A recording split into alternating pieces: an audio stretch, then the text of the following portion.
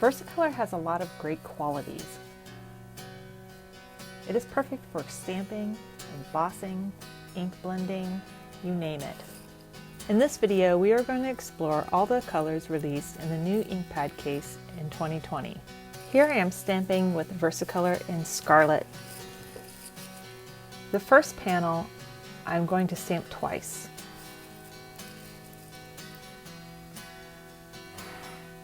As you can see, this provides excellent coverage.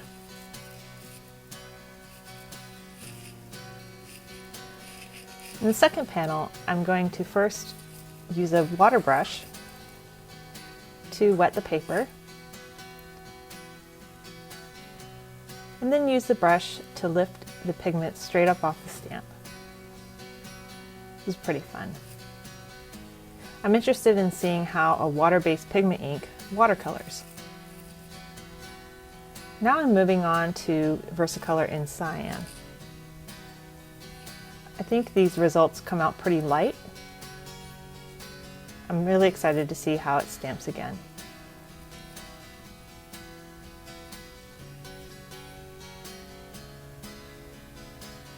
And again in the second panel, I'm going to wet the paper and watercolor.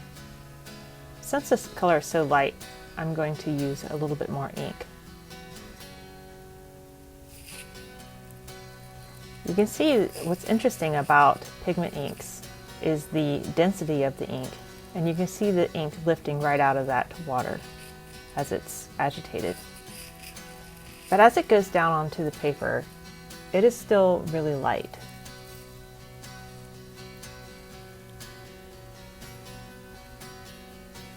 It stamps pretty well, and watercolors tend to come out pretty light, so it depends on what you want to achieve with these results.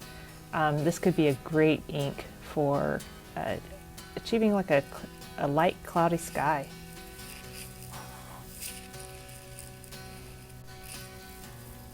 The last panel, I want to see how cyan stamps right over dry cyan and also black paper. So I pre-stamped this third panel with cyan, as you can see here.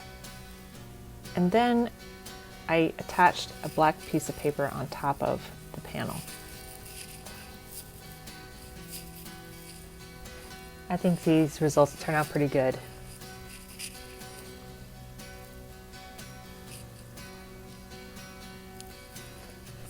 Thank you for joining me for this quick demo of Cyan and Scarlet in VersaColor. I took liberty to stamp out all of the swatches for you, so check it out.